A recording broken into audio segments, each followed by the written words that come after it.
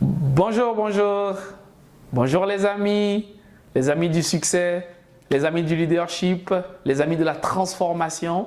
Bienvenue encore aujourd'hui à ce moment que nous allons passer ensemble. Nous aurons 30 minutes ensemble, 30 minutes pour aborder un sujet particulier que je vais vous dévoiler tout à l'heure. Mais avant cela, pour ceux qui ne me connaissent pas, je suis votre ami, Gaius Yokossi. Je suis coach, formateur, speaker professionnel, certifié John Maxwell Team. Je suis également le directeur et le manager du cabinet Baraka Gate. Aujourd'hui, j'ai choisi pour vous un thème spécial, un thème particulier. Ce thème que j'ai choisi pour vous nous vient de ce petit bijou. Ce petit bijou est un livre que j'aime beaucoup. Ce livre est de John Maxwell, mon mentor, mon formateur, et il aborde les 21 lois irréfutables du leadership. 21 lois irréfutables du leadership. Et parmi ces lois, j'en ai sélectionné une pour nous aujourd'hui. Vous voulez savoir laquelle? Je vous le dis tout de suite. La loi que j'ai choisie pour nous, c'est la dernière des lois, la 21e loi. C'est une loi que j'affectionne particulièrement, c'est l'une de mes préférées. Cette loi, c'est la loi de l'héritage. La loi de l'héritage. C'est ce que je vous propose comme contenu aujourd'hui. Nous allons voir ensemble ce que John Maxwell entend par la loi de l'héritage et comment est-ce que nous pouvons aborder cela. Nous pouvons tirer des leçons de cette loi et l'appliquer à notre quotidien, l'appliquer à nos journées, l'appliquer à nos activités, à nos entreprises, à nos associations pour réellement en tirer le meilleur profit. Le programme, il est très simple.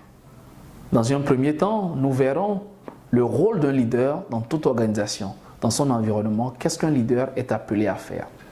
Ensuite, nous verrons comment réellement faire en sorte de laisser un héritage qui perdure même lorsque vous ne serez plus là. Imaginez, vous partez, vous quittez cette terre dans je ne sais pas combien d'années. Qu'est-ce que les gens retiendront de vous? Comment pouvez-vous bâtir cela aujourd'hui? Comment pouvez-vous faire en sorte que vous ayez mis en place un travail, une structure, une organisation qui continue par fonctionner même après vous? Voilà tout résumé, ce que nous allons ensemble parcourir aujourd'hui. Vous êtes prêts? Ben on y va! Mesdames et messieurs, d'après ce livre, d'après John Maxwell, tout leader, dans quelque entreprise qu'il soit, doit pouvoir faire deux choses. Deux choses fondamentales. Quand vous êtes dans une association, dans une organisation, dans un mouvement, dans une entreprise, vous avez deux responsabilités. La première responsabilité, chers amis, c'est de faire en sorte, écoutez-moi très bien, c'est de faire en sorte que l'entreprise, que l'organisation soit la plus forte et la plus performante possible. C'est votre premier rôle. En tant que leader, en tant que personne, ce que vous avez à faire, c'est de contribuer de manière significative pour que l'entreprise dans laquelle vous vous trouvez soit la plus forte possible. Ça, c'est votre premier rôle. Alors, est-ce qu'aujourd'hui, c'est ce que vous faites? Est-ce que dans vos entreprises, vous cherchez réellement les voies et moyens pour transformer l'entreprise? Deuxième rôle fondamental dans une entreprise, c'est de faire en sorte de préparer un successeur pour reprendre l'activité, pour reprendre votre place, pour vous remplacer. Parce que comme on le dit si bien, votre premier rôle, c'est de travailler à devenir un leader. Mais une fois que vous êtes devenu un leader, la prochaine étape, c'est de bâtir des leaders autour de vous. C'est de faire en sorte de créer des leaders. C'est de préparer votre départ. C'est de préparer votre succession. Et c'est là tout l'intérêt de la 21e loi, la loi de l'héritage. Que nous dit cette loi? La loi de l'héritage, la loi numéro 21, nous dit que la marque durable d'un leader se mesure à sa succession. Je reprends pour vous. La marque durable d'un leader se mesure à sa succession. Réfléchissez un peu à cela.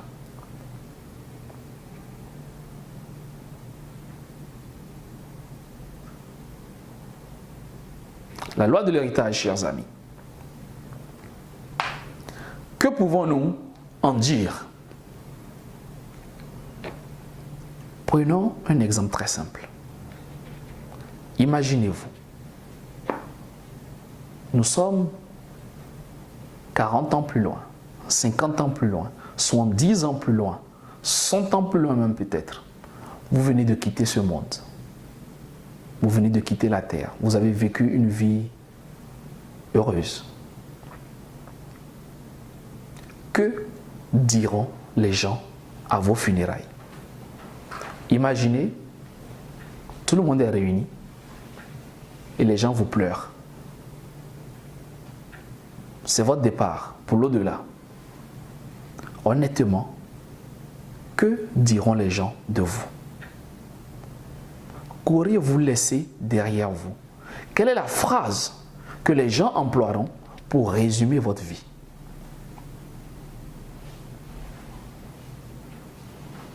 Que diront les gens que vous avez été, que vous avez fait, que vous avez bâti? À quoi aura servi toutes ces années pendant lesquelles vous avez vécu? Quel genre de personnes seront à vos funérailles? Voyez-vous, c'est un exercice funeste, j'en suis désolé, qui cependant est très important, fort important. Il est fondamental de savoir ce qu'on souhaite laisser derrière nous et de s'assurer que nous préparons notre vie et donc notre mort en conséquence. La plupart des gens font tout pour vivre sans penser à la mort. Mais nous pensons qu'il est important de préparer cette phase importante et de s'assurer qu'on laisse un héritage qui nous convient. Parce que nous avons le choix en définitive de ce que nous laissons, de ce que nous ferons de toutes ces années que nous aurons à passer sur terre. Pensez à cela, mesdames et messieurs. Le jour de votre départ, que diront les gens de vous? Comment les gens se souviendront-ils de vous? Qui auriez-vous été? Qu'auriez-vous fait de toutes ces années sur terre? Quelle succession allez-vous laisser? Quel type de personnes prendront la relève derrière vous? Alors, pour laisser en place la meilleure organisation possible, la meilleure structure possible, je vous propose aujourd'hui 3 étapes. Nous allons voir ensemble 3 étapes qui vous permettront de bâtir réellement une succession, de bâtir une organisation forte et de pouvoir derrière la laisser. De bâtir un héritage et de s'assurer qu'après vous, il va perdurer. 3 étapes fondamentales que nous verrons ensemble. Première étape que je vous propose, mesdames et messieurs, c'est de diriger avec une vision à long terme. D'après John Maxwell, ce que tous les leaders ont en commun, c'est une vision. Nous allons en parler. La vision, point de départ. Deuxièmement, l'étape importante, c'est de créer, de bâtir et de cultiver ce que nous appellerons la culture du leadership. La culture du leadership. Faire en sorte que le leadership soit au centre de vos activités, de votre organisation. Parce que voyez-vous, comme le dit si bien John Maxwell, tout succès ou tout échec tire sa source du leadership. Nous vient du leadership. Tout échec, toute réussite, Tout succès vient du leadership. Deuxième étape donc, créer une culture du leadership. Troisième étape enfin, une fois que vous avez une vision, que vous avez créé, vous avez mis en place une culture du leadership, la troisième étape serait de quitter l'organisation ou la structure avec intégrité, de préparer ce qu'on appellera un plan de succession. Voilà les trois étapes que nous allons décortiquer en quelques minutes. On y va? Excellent. Première étape, diriger avec une vision à long terme. Qu'entendons-nous par vision à long terme? Mesdames et messieurs, laissez-moi vous poser une question fondamentale, essentielle, prioritaire. Petite question, que désirez-vous laisser?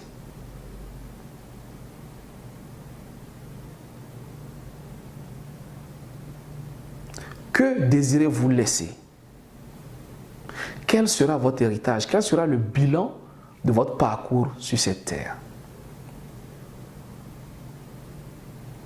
Qu'est-ce que vous auriez fait pour les gens? Qu'est-ce que vous auriez fait pour votre environnement, pour votre quartier, pour votre ville, pour votre famille, pour votre entreprise? La plupart des gens se trompent en attendant que les gens fassent pour eux, que les gens leur donnent, que les gens les aiment, que les gens les accompagnent, que les gens leur sourient, que les gens leur fassent des cadeaux. Mais et si vous et moi, nous choisissions la posture contraire, de vouloir apporter, de vouloir servir, de vouloir aider, de vouloir contribuer? Chers amis,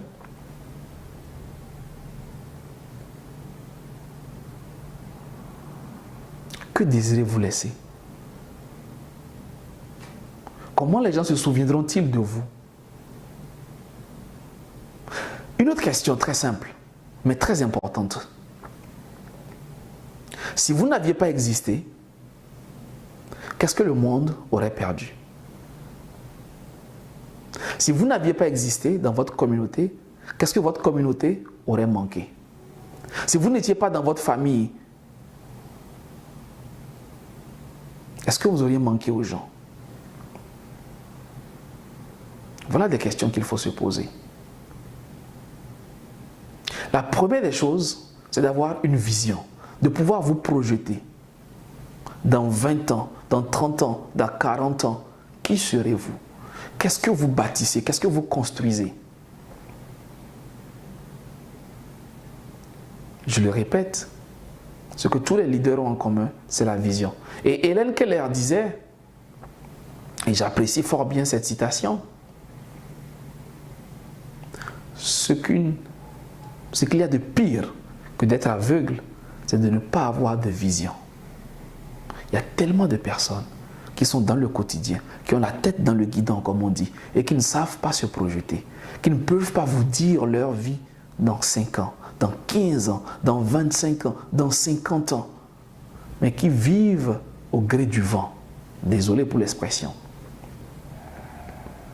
Tellement de personnes sont spectatrices de leur vie au lieu d'être des actrices de leur vie.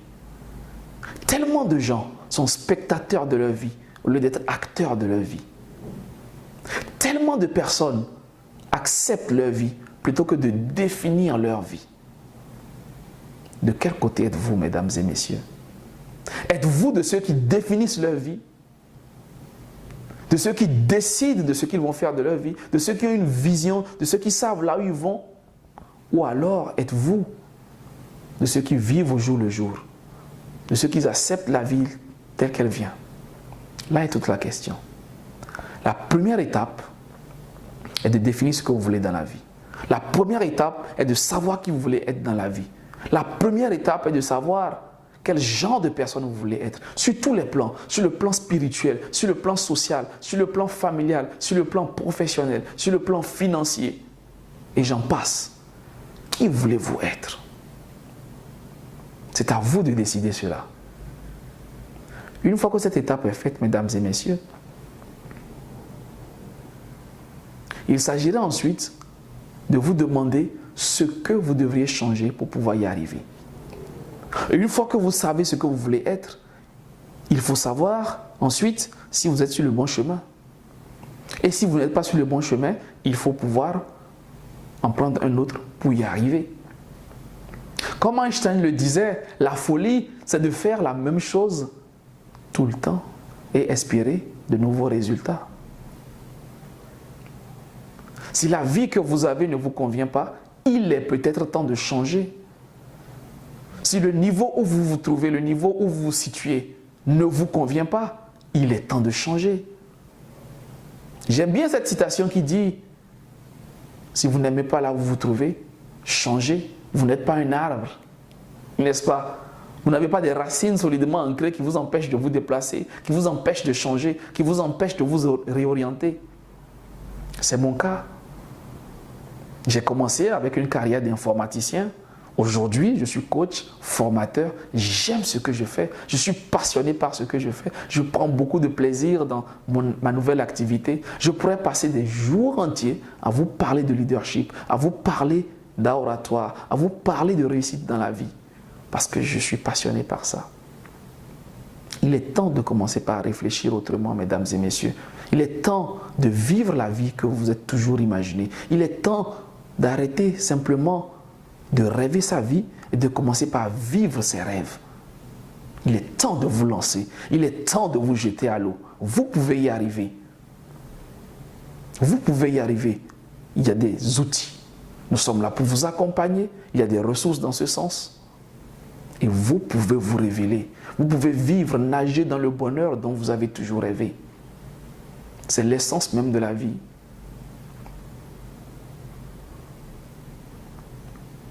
Mesdames et messieurs, il est important de bâtir votre héritage, d'avoir une vision, de vous mettre enfin sur le chemin pour pouvoir l'accomplir, pour pouvoir la réaliser, pour pouvoir la construire. Et après, il s'agira de trouver la personne ou les personnes qui prendront en charge cet héritage après vous. Une fois que vous avez découvert votre but, vos objectifs, que vous avez mis en place une certaine vision et que vous travaillez durement à la réaliser, pensez en même temps au plan de succession. Qui maintiendra cela après vous? Qui s'en occupera lorsque vous serez parti? Ne pensez pas seulement qu'à vous, pensez après vous. Qui prendra la relève? Qui prendra en charge tout le merveilleux travail que vous auriez abattu? Préparez la relève, préparez la suite, visez plus loin, pensez après vous. Ne vous limitez pas simplement au cadre de votre vie. Projetez-vous. Qui prendra en charge votre empire, tout ce que vous allez mettre en place, qui va perpétuer cela? Il est important, donc, en résumé, de se bâtir une bonne vision. Une vision à long terme. Et de s'assurer que les pas qu'on pose, que les actions qu'on mène chaque jour, nous conduisent, somme toute, à réaliser cette vision. En même temps, il faut avoir à l'esprit la personne ou les personnes qui prendront en charge notre héritage une fois que nous serons partis. Une fois que nous allons pouvoir nous reposer. Deuxième étape après la vision, c'est de créer et de maintenir une culture du leadership. La culture du leadership, voilà une expression que j'aime bien.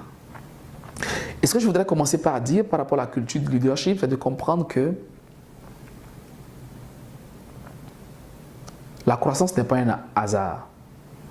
Il y a ce formidable livre de John Maxwell qui parle des 15 lois inestimables de la croissance. Les 15 lois inestimables de la croissance. Je vous recommande cet ouvrage. C'est un ouvrage qui a transformé ma vie. La première loi, qu'est-ce qu'elle nous dit? La première loi nous apprend que la croissance n'est pas un hasard. C'est la loi de l'intentionnalité. John Maxwell nous explique qu'on choisit de grandir, qu'on choisit de s'améliorer et qu'on ne peut pas simplement attendre par le fait du hasard de devenir une meilleure personne. C'est un engagement. Avez-vous décidé de vous améliorer dans la vie? Avez-vous pris cette résolution de devenir une meilleure personne? Avez-vous choisi réellement de vous transformer, de vous transcender, d'aller au-delà de vos peurs, de vos doutes? Parce qu'en réalité, la vie dont vous rêvez se trouve de l'autre côté de vos peurs, de l'autre côté de vos craintes, de l'autre côté de vos doutes. Et pour cela, il faut vous former, il faut vous équiper, il faut devenir une meilleure personne pour pouvoir affronter cela.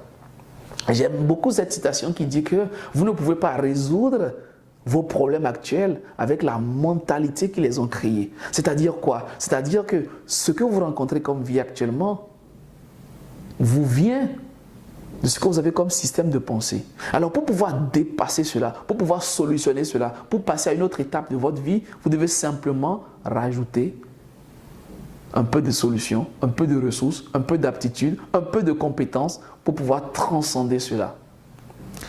C'est également ce que nous dit la première loi de ce livre magnifique, une fois de plus. La loi du couvercle. Que nous dit la loi du couvercle? La loi du couvercle nous dit simplement que notre aptitude au leadership est le couvercle qui détermine notre niveau d'efficacité. C'est-à-dire que notre aptitude au leadership est comme un couvercle qui plafonne toutes nos performances, toutes nos réalisations, toutes nos activités dans la vie. Ainsi donc, tout ce que nous faisons se trouve plafonné par notre aptitude au leadership.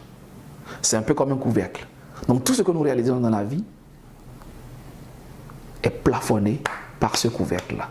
Du coup, si nous voulons passer à une étape supérieure, si nous voulons avancer, il nous faut forcément augmenter, rehausser le niveau de notre couvercle, rehausser donc notre niveau de leadership.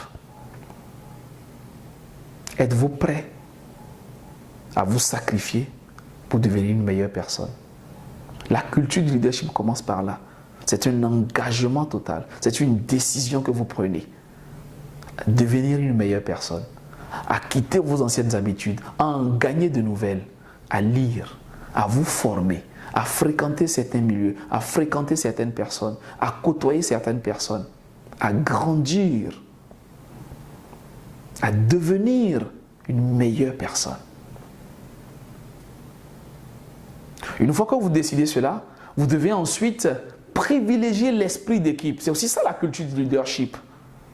Vous devez quitter l'individualité. Je fais tout dans ma boîte, j'avance tout seul, je me débats tout seul, je me défends tout seul, j'avance comme je peux. Loi numéro 2, c'est la loi de l'influence. Toujours ce magnifique livre, je vous ai dit, c'est un pur bijou. L'influence est la véritable mesure du leadership. En tant que leader, vous devez pouvoir influencer d'autres personnes. John Maxwell nous dit que si vous dites que vous êtes un leader et que personne ne vous suit, en réalité, vous, le fait que vous promenez, vous n'êtes pas un leader. Le leader a des suiveurs. Leadership, c'est avec des suiveurs. Il y a des personnes que vous influencez, des personnes que vous conduisez, que vous emmenez vers où? Vers votre vision. Parce qu'en réalité, votre vision, il vous faut une équipe pour pouvoir y arriver. Seul, on va peut-être vite, mais ensemble, on va loin, on va plus loin. Entourez-vous d'une équipe, entourez-vous de personnes. Oubliez l'esprit d'individualité et travaillez en équipe. Travaillez en équipe. Ensemble, on va plus loin. Ensemble, on est plus efficace. Ensemble, on est plus compétent. Et enfin, la troisième étape, c'est de quitter l'organisation avec intégrité. Une fois que vous avez identifié votre vision, vous avez bâti cette vision, vous avez identifié les personnes qui vont suivre le projet après vous, que vous les avez formées, vous avez mis en place une culture de leadership, à un moment donné, il faut savoir vous retirer. Il faut savoir partir. Il faut savoir vous retirer et laisser ces personnes au devant. Il faut savoir déléguer. Il faut savoir mettre en place un plan de succession. Vous n'êtes pas éternel. Il faut savoir faire monter les autres.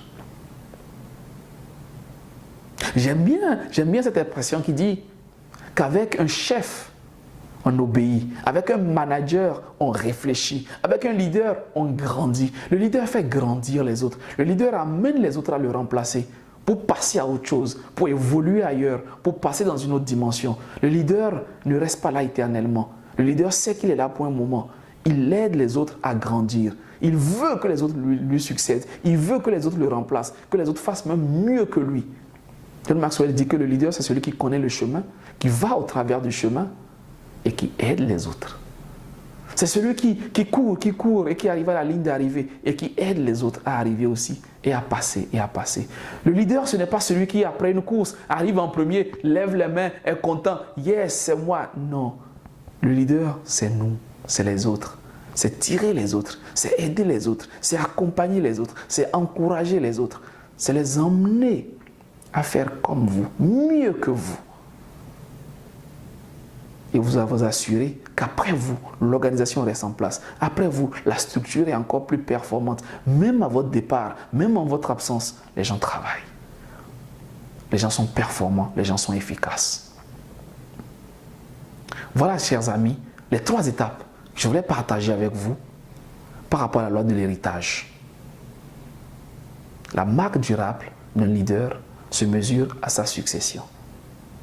Quel héritage voulez-vous laisser? Assurez-vous d'avoir mis en place cette vision et d'y travailler, de mettre en place tous les éléments qu'il faut, de changer ce qu'il faut changer pour pouvoir être orienté vers cette vision. Identifiez la personne ou les personnes qui prendront en charge le magnifique travail que vous allez accomplir, que vous allez bâtir. Mettez en place une culture du leadership, une culture de l'équipe, une culture de l'ensemble. Et apprenez à partir au bon moment. Apprenez à déléguer. Apprenez à faire éclore de nouveaux talents. Apprenez à tirer les autres vers le haut. Chers amis, les gens résumeront votre vie en une phrase. Vous pouvez la choisir maintenant. Quelle sera la phrase que les gens utiliseront pour résumer votre vie? Quelle phrase décrira votre vie une fois que vous ne serez plus des nôtres? Une fois que vous serez parti de votre organisation, de votre structure, de votre entreprise? Que diront les gens de vous? Une fois que vous ne serez plus de ce monde, quelle phrase les gens utiliseront pour résumer votre vie? Vous pouvez la choisir aujourd'hui et faire en sorte que ce soit cette phrase que les gens utilisent réellement. Il est de votre pouvoir de définir votre vie. La seule personne qui peut changer votre vie, qui peut transformer votre vie, qui peut faire de votre vie ce que vous voulez qu'elle soit, mais c'est la personne que vous voyez dans le miroir tous les jours, mesdames et messieurs. C'est vous. Vous êtes le capitaine de votre vie. Vous êtes aux commandes de votre vie. Et vous pouvez en faire ce que vous en décidez. Vous pouvez transformer votre vie. Vous pouvez l'emmener à être une vie extraordinaire, mesdames et messieurs. Extraordinaire. Et je vous y encourage. Je vous y encourage fortement. Chers amis, j'ai été heureux de passer ces moments avec vous. J'espère que ces moments ont été très bénéfiques pour vous.